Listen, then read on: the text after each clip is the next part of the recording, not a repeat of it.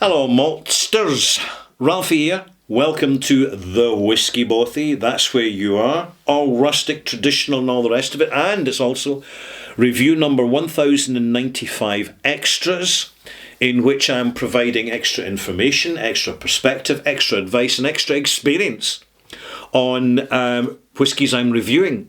And this is no exception. I've just reviewed this 26-year-old North Star blended Scotch whisky. It's 26 years old, bottled at 44.2%, and it's been selling in shops in Britain for £60 a bottle. What fantastic value. At that price, completely justified. I gave it a very respectable 84 out of 100 was the malt mark.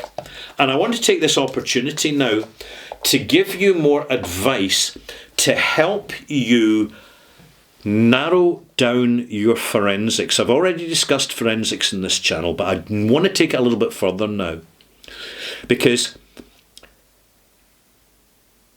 the industry is splitting in two, the Scotch whisky industry.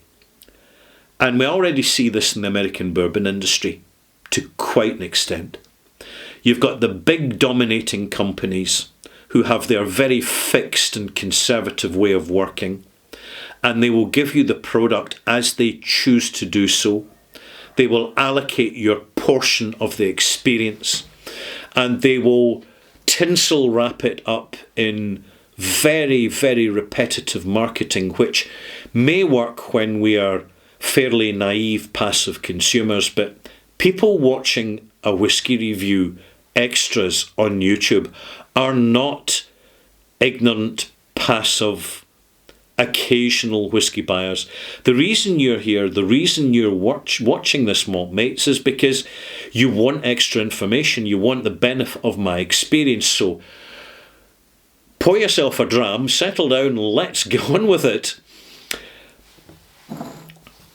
It's getting to the stage now that the specialist retailers, if they're smart, realise there's more genuinely informed customers coming into their shops, and they've probably met them at recent whisky festivals. This year, and I've had it verified, this year, 2025, whilst whisky sales are down, the demand for whisky festival tickets is up, and the selling out period for tickets for quite a number of whisky festivals has gone from a few hours to a few minutes.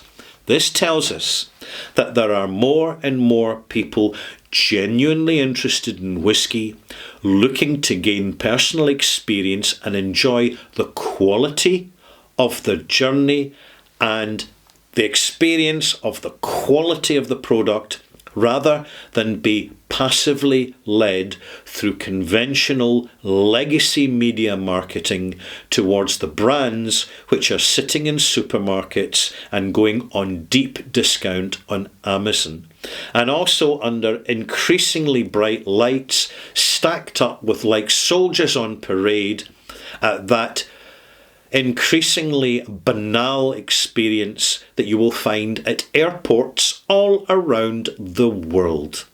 Travel retail, formerly known as duty free, because in the old days you didn't pay duty. And that's a major saving. Duty free was originally founded by an Irish entrepreneur, saw the opportunity, jumped in and made it absolutely work. A treat. It's what entrepreneurs do when they're doing their job properly. So we're now at this situation where we're going to whisky festivals and we're tasting and trying before we're buying. Then we inquire about a local whisky club, and it's not unusual now in these days that whisky clubs have waiting lists, because your average whisky club has about 30 members. Now, the reason for 30 members is because you get 30 reasonable pours out a bottle of whisky. And if you get a crowd of 30 people round several tables, it's enough for people to have a chat to others, to learn a few names, to recognise a few faces, without any one individual be remaining completely anonymous. It's the perfect size for a small crowd.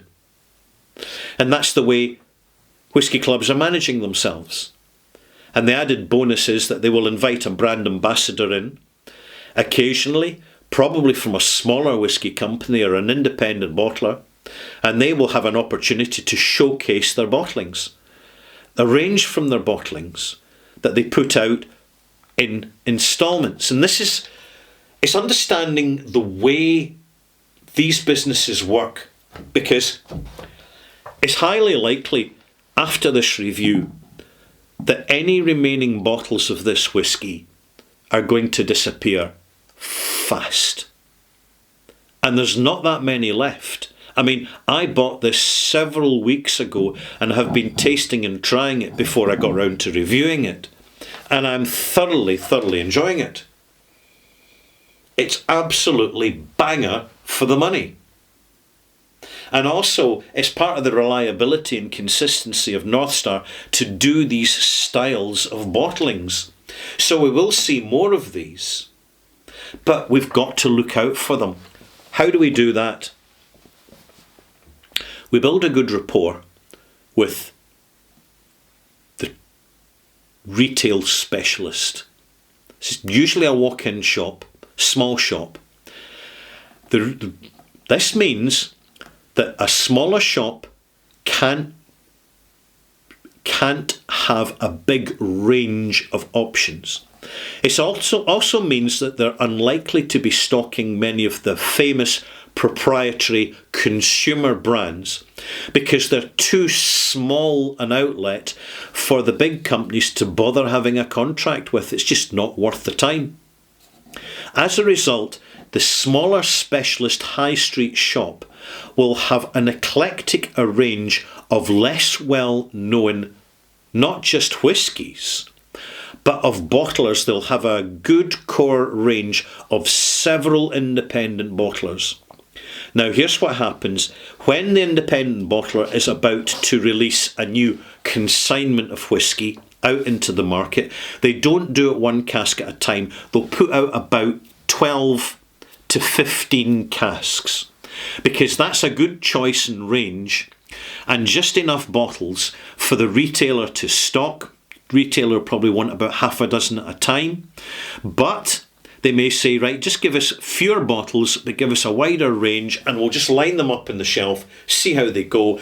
And also, the independent bottlers have a habit of, when their rep goes in, their brand ambassador goes into the shop, personally, they'll sit down with the staff in the tasting room and say, out with the sample bottles, out with the glasses, here's a recent range, which ones do you want to order? And this is the way the smaller businesses build up the unique rapport with their distributors and retailers that the big companies simply cannot do because it's not their market. And I'm not judging, I'm just giving you the benefit of my experience as I see it. And then what will happen is you'll go in and you'll say to the specialist retailer, which one of these North Star bottlings or James Eady bottlings or Fragrant Drop bottlings or Thompson Brother bottlings, which one do you recommend? To which they will say, because it's a little bit quieter, because it's not a Saturday afternoon, because you went on a Thursday afternoon or a Wednesday morning, because you're more invested in finding out the information, so you need to get them when the shop's quieter, so you have time to talk without them having to leave you to go and look after other customers. And you have a conversation and you show them you know about whisky, you know what you're looking for, you talk about whisky, they tell you about the samples they've got in, and then as the quality of your relationship grows, they will say, oh yes, we're getting some new samples in next week. I don't know what we're getting yet, but I believe there'll be a Williamson amongst it. And then you, because you know the language, the codes, you say, Williamson. Right, so if you don't know, you go on your mobile device, tickety tick tick tick, where is it? There it is. Your portable expert, and just go, search Williamson whiskey. Oh, it's Laphroaig. It's Laphroaig. You say, an independent bottling of Laphroaig. There's several retailers doing these independent bottlings of Laphroaig. In fact, there's several independent bottlers doing their independent bottlings of Laphroaig called Williamson. It's the code name. You'll see other names. Westport, Wigtown. Wigtown being Bladnoch and Westport being Glenmorangie. I think. Probably got that one wrong. But this is when we were just building up, brick by brick, this wall of experience. And we're able to read between the lines.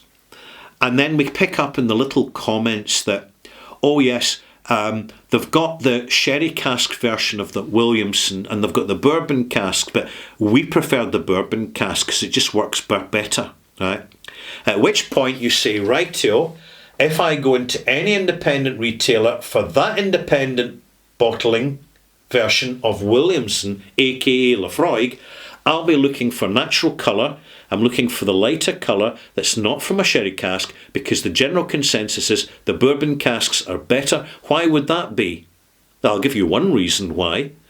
Because the sherry casks that Laphroaig were selling into the open market are possibly the not so good ones, just to offload them, because they know the independent bottlers will examine these casks and say, casks not so great, let's re-rack it into a fresh emptied cask that we have sitting in our warehouse from the last whisky we bottled, which could have been, say for example, Ardmore. So there's that peated whisky connection and association. It's complex, by the way. You're not going to learn it overnight, but I tell you what really, really matters, and what I heartily recommend to you is just enjoy the journey. If you have a specialist retailer and they're good, they're worth their weight in gold, never forget that the independent retailer, now in Scotland it could be Aberdeen Whisky Shop, it could be Good Spirits Company, it could be Royal Mile Whiskies, it could be the St Andrews one whose name I've forgotten. I'm feeling bad about it because they're a pretty good family-owned company. Now moving on. They actually commission bottlings for the shop under their own label from independent bottlers, because it's easier for them to deal with the independent bottler than it is to go direct to the distillery, unless they have pre-bought barrels at the distillery itself, which ties up, again, back to liquidity of the whisky business, and goodness knows, with business rates and service charges imposed by local government who no longer get the money they should be getting from central government. Small businesses, they need the turnover, they need what's called the churn. They need us. This is why they value us. Because they need us. Because we're invested.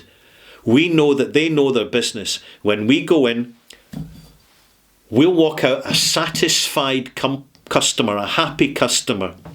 But see, the retailer, they know that we're going to do something else. We're going to go home, we're going to get a mobile device out, open the bottle, pour a glass, put a little bit of theatrical props in and go click, and then post it on Facebook and post it to other people in the whisky club saying, just open this and it's a banger. And before you know it, every bottle's sold. No marketing budget, no marketing consultants, no fancy packaging, no posters, no legacy magazine adverts which are just crap. They're so condescending. And there's no point saying they're necessary. Do you know what? They're really not necessary. There's far more inventive ways these days of marketing products. There just is. I don't want to say too much at the moment, more, simply because I've given quite a lot of information here. I feel actually I'm slightly dumping on you, but it's not just understanding where we find our next great bottling, which can be completely unexpected. A brand that an independent bottler we've never heard of. A small distillery we've only just discovered because someone recommended it, and you see it sitting in the shop and you ask the person in the shop about it and they say, yeah, I've tried, it's great, do you want a dram? Do you want a wee taste? Tiny wee taste, that's all we need. They say, yeah, I'll buy that bottle. Oh, while I'm at it, by the way, yeah, let's just get a second bottle. Now I'm on a budget, so I'm not going to buy much more. I've got the walkout with 2 bottles and came in intending to buy 1 bottle. It's the liquidity. It's not just for the whisky bottlers, the whisky distilleries. The liquidity, the churn, the turnover, the actual bottles on shelves which sell a lot quicker than other bottles. Your small retailer absolutely needs this. They need the liquidity to pay the wages at the end of the month, to pay the electricity bill, to pay for the auditors, to pay for the accountants, to pay all the charges, and to actually make some sort of profit.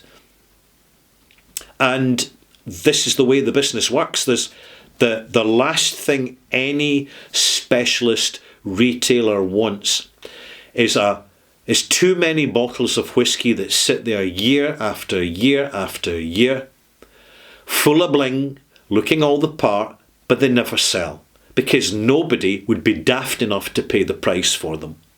If you want to find these bottlings, you'll find them at travel retail, in the whisky shops, next to the other high-end fashion shops, which, like the whisky shops, people are not spending the money anymore, because luxury goods are not fashionable anymore. We've reached that time. It's really interesting in Japan at the moment. I'm going to round this up now. In Japan at the moment, there is now a proactive culture amongst young people and some older people of non-consumption. They refuse to participate in the economic consumption cycle. And I think this is going to catch on globally. People will realise as the next recession hits, the real losers are the ones that bought all the fancy goods and totally overpaid for them and are left bitter and disappointed and disillusioned because they are carrying the weight of debt default, and they won't be let off the line because it's all electronic now, and they will become electronically tagged through their ID cards. They're on their way, malt mates. We need to be aware of this. We can understand the past by exploring what's happening in the present and then predicting more accurately what's coming in the future. In the future, we're going to see a more eclectic variety of better quality whisky, because my goodness, the demand is there. And there's nothing like a global recession lasting 5 years, which is what we're coming into, to really focus a market onto what people are buying, why they're buying, where they're buying, and the purpose, their motivation. And if people are engaged, and if people are educated, and people are empowered with what they're buying, it's so much easier for the wheels of the industry to keep revolving, to provide the liquidity for the liquid. See you soon.